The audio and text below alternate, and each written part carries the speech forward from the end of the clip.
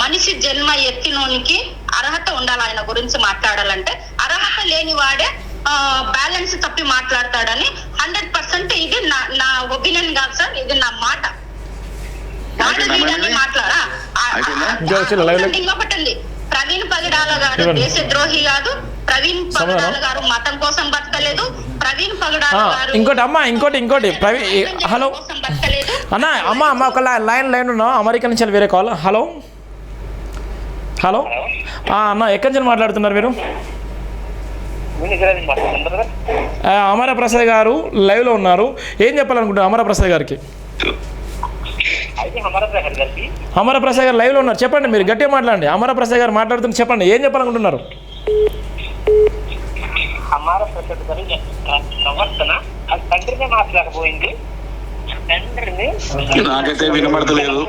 కొంచెం గట్టి చెప్పండి, వాళ్ళ తండ్రి అట అమర ప్రసాద్ గారు, మీ ఫాదర్ అట ఆయనే. మీ అది ఏదో చెప్తున్నా, మీ ఫాదర్ గురించి చెప్తున్నాను, ఒకసారి గట్టిగా మాట్లాడండి. మీ ఫాదర్ గురించి తెలిసాడు, ఒక మాట నాకు కూడా వినపడలేదు, అందుకనే వినబడుతుంది. హలో చెప్పండి సార్, గట్టిగా మాట్లాడండి సార్. నాకు వినబడతలేదు కదా, నేను అదే అడుగుతున్నాను సార్, గట్టిగా చెప్పండి సార్. నేను అదే ఒక్క నిమిషం ఆగండి.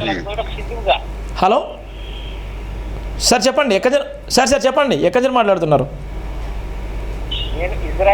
ఇజ్రాయెల్ దేశం నుంచి మాట్లాడుతున్నారు, చెప్పండి సార్, ఏం చెప్పాలనుకుంటున్నారు? అమర ప్రసాద్ గారు లైవ్లో ఉన్నారు, ఏం చెప్పాలనుకుంటున్నారు? అమర ప్రసాద్ ప్రవర్తన మంచి ప్రవర్తన కాక, అతను తీసుకున్న నిర్ణయం కరెక్ట్ కాక, ఆ తండ్రి ఆ కొడుకు దారిలోకి వెళ్ళకపోయాడు సంవత్సరాలు ట్రావెల్ చేసినప్పటికీ. ఓకే, నేను మాట్లాడుతున్న అమర ప్రసాద్ గారు ఇజ్రాయెల్ దేశం నుంచి అని మాట్లాడుతున్నారు, ఆ సోదరుడు ఇజ్రాయెల్ దేశం నుంచి అని మాట్లాడుతున్నారు. 46 సంవత్సరాల కంచెలు, 45 సంవత్సరాలు నీ వయసులో ఉన్నప్పటికీ, మీ ఫాదర్ చనిపోయినప్పటికీ ఆయనను మార్చలేకపోయిండు మీ ఫాదరు. చాలా ఎంత తిప్పలు పడ్డాడు, ఎంత వినండి కదా. ఇజ్రాయెల్ దేశం నుంచి మాట్లాడినటువంటి ఏదైతే క్రైస్తవ దేశం పుట్టినటువంటి దేశం ఉందో ఆ దేశం నుంచి పుడుతున్నాడు. ఏదైతే నువ్వు మాట్లాడుతున్నావో ఆ దేశం నుంచే ఫోను, ఆ దేశం నుంచి వచ్చినటువంటి కాల్, ఏదైతే నువ్వు క్రైస్తవ సమాజాన్ని తప్పుదో పట్టి చెప్పండి. నీకు 2 ప్రశ్నలు. ఫస్ట్ ఒక మాట చెప్తున్నా, ఇజ్రాయెల్ క్రైస్తవుల దేశం కాదు, నువ్వు ఏం చదువుకున్నావో నాకు తెలియదు. చెప్పండి పర్లేదు చెప్పండి. క్రైస్తవుల దేశం కాదు, విను. ఫస్ట్ ఇజ్రాయెల్ క్రైస్తవుల దేశం కాదు, వారు యేసుక్రీస్తును మొక్కిన. మీరు బ్రదర్, ఆ బ్రదర్ మాట్లాడు, ఇజ్రాయెల్ దేశం నుంచి మాట్లాడుతున్నా బ్రదర్ మాట్లాడుతున్నా కదా, ఊకెందుకు డిస్టర్బ్ చేస్తున్నావు? నువ్వు ఆగరా, అదే ఆయన ఈనాడు సమాధానం చెప్పాలి కదా, నాకు కూడా అర్థమవుతలే కదా, నీకు మళ్ళీ ఆన్సర్ చెప్పాలి కదా. చెప్పండి సార్, చెప్పండి. మంచిది కాక ఆ తండ్రి కూడా ఇతని దారిలోకి వెళ్ళకపోయాడు.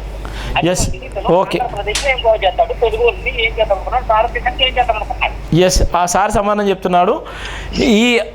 నువ్వేదైతే చేస్తున్నావో నీ ప్రవర్తనలోకి మీ తండ్రి గారు రాలేకపోయాడు. నువ్వు ఉన్నటువంటి భారతదేశంలో కానీ తెలుగు రాష్ట్రాలకు నువ్వు మెసేజ్ ఇచ్చేటువంటి మాటలు కానీ నీ లాంగ్వేజ్ కానీ ఎవరికి నిదర్శనం అంటున్నారు, అంతేగా సార్? సమానం చెప్తా, మధ్యలో రావద్దు. చెప్పండి. ఫస్ట్ సతీష్, ఆయన ఏదైతే ఇజ్రాయెల్ దేశం నుంచి మాట్లాడుతుండో అది క్రైస్తవుల దేశం కాదు, యూదుల దేశం. అది సరే, ఏదో చెప్పండి. ఓకే, అరే చెప్పే మధ్యలో రాకని చెప్పి. అరే సార్ చెప్పు విను. అది క్రైస్తవుల దేశం కాదు, నువ్వు క్రైస్తవుల దేశం అని పెద్ద గుచ్చి చెప్తున్నావు. ఆ దేశంలో ఉండేది యూదులు, క్రైస్తవులు కేవలం 2% మాత్రమే, 100లో 2% మాత్రమే క్రైస్తవులు.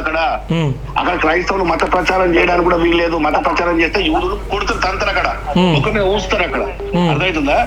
ఆ దేశంలో యూదులు యేసుక్రీస్తును మొలలు కొట్టి సిలువలు కొట్టి సిలువ వేసిన వాళ్ళు ఆ దేశంలో క్రిస్టియానిటీ కాదు ఉన్నది, యూదాయి అక్కడ ఉన్నది. ఇప్పుడు మీ తండ్రిని మతం మార్చడానికి మేము ఎవరిని మతం మార్చాం?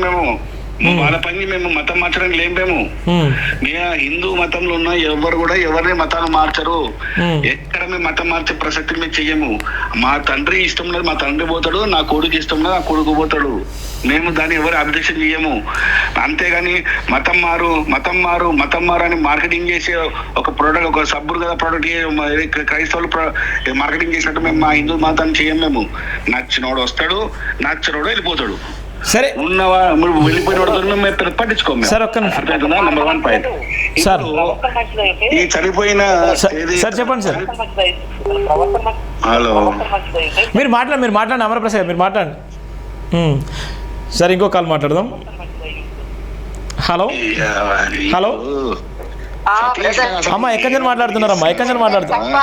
కడప బ్రదర్ శాంతకుమారి. అమ్మ శాంతికుమార్ చెప్పండి అమ్మా. అమరప్రసాద్ లైవ్ ఉన్నాడు, ఏం చెప్పాలనుకుంటున్నారు? ఇది యాక్సిడెంట్ అని చెప్పే ముందు, ఎక్స్ప్లోర్ చేసే ముందు అమ్మ చెప్పండి. హలో అమ్మ చెప్పండి. నాకైతే ఏం వినబడతలేదు. లైవ్లోకి వస్తారు. హలో అమ్మ చెప్పండి అమ్మా. హలో బ్రదర్, ఫైనల్గా అమ్మ, ఫైనల్గా కర్నూలు అమ్మ నువ్వేం చెప్పాలనుకుంటున్నావు అమరప్రసాద్ గారికి? ఫైనల్గా చాలామంది కూడా మాట్లాడుతున్నారు. ఫైనల్గా అమరప్రసాద్ గారితో 2 నిమిషాలు మాట్లాడుతున్నాం. ఫైనల్గా నా మాట ఏంటంటే సార్, అమరప్రసాద్ గారిని కించపరచాలని కానీ, అమరప్రసాద్ గారు గౌరవించే హిందూ మతాన్ని నేను కించపరచాలని కాదు. కాకపోతే ఏంటంటే అమరప్రసాద్ గారు చేసే వాక్యాలు కరెక్ట్ కాదు అవి. ఎందుకంటే ఏవైతే ప్రైవేటు వీడియోలు వచ్చాయో ప్రవీణ్ పగడాల గారి గురించి, ఆయన మరణం గురించి, అవన్నీ ఫేక్ అని ఇప్పటికే చాలా మందికి అందరికీ తెలిసిపోయింది. కానీ దీని వెనకాల ప్రవీణ్ సారు మర్డర్ వెనకాల ఏవేవి కుట్రలు ఉన్నాయో అవి కూడా తెలిసిపోయినాయి. ఏ మనిషికైనా గాని, ఎవరికైనా గాని క్రైస్తవులను గొర్రెలు అని పిలిచడం అది కరెక్ట్ కాదు. ఏదైనా గాని చదివితే అర్థమవుతుంది సార్. మరి ప్రసాద్ గారు, అమరప్రసాద్ గారు మరి ప్రవీణ్ గారిని వాడు వీడు అని అలా మాట్లాడే అర్హత ఆయనకు లేదు అని నేను కరాఖండిగా చెప్తున్నాను. ఇంకొకటి ఏంటంటే ఒక వ్యక్తిని ఇంకొక వ్యక్తిని వాడు అని అంటున్నాడంటే అక్కడ మనం లేము అని అర్థం. వాడు అని మనం లాంగ్వేజ్ లో కరెక్ట్ గా మనం అవతల మనిషిని గౌరవించలేకపోతే ఇక్కడే ఈ లాంగ్వేజ్ ఈయన మనం ప్రవీణ్ గారిని గారు అంటున్నాము, మళ్ళీ అదే అమరప్రసాద్ గారిని కూడా గారు అంటున్నాము. అతనేమో వాడు వీడు అంటున్నారు. ఇప్పుడు దిగుమత కులాలకి అగ్ర కులాలకి ఎక్కడ తేడా వస్తుందంటే ఈయన ఎలా పిలుస్తున్నాడు ప్రవీణ్ గారు, వాడు తాగి ఎలా మాట్లాడుతున్నాడో ఆ పిలుపుల కారణం. చెప్పండి ఒక్క నిమిషం లైన్లో ఉండమ్మా. అమ్మ చెప్పండి అమ్మ. ఇంకా అమ్మమ్మ ఓకే అమ్మ ఇంకో అమ్మ కూడా లైన్లోకి వచ్చింది. అమ్మ చెప్పండి అమ్మ, అమరప్రసాద్కి ఏం చెప్పాలనుకుంటున్నారు? అదే బ్రదర్, అది యాక్సిడెంట్ అని చెప్పే ముందు ఎవరైతే భావ ప్రకటన చేస్తున్నారో వాళ్ళందరూ అరెస్ట్ చేస్తున్నారు బ్రదర్. సుప్రీంకోర్టు కూడా చెప్తుంది అది. అమ్మా సరే అమ్మా, ఏదో ధైర్యంగా పోరాడితే వాళ్ళు అరెస్ట్ చేస్తున్నారు.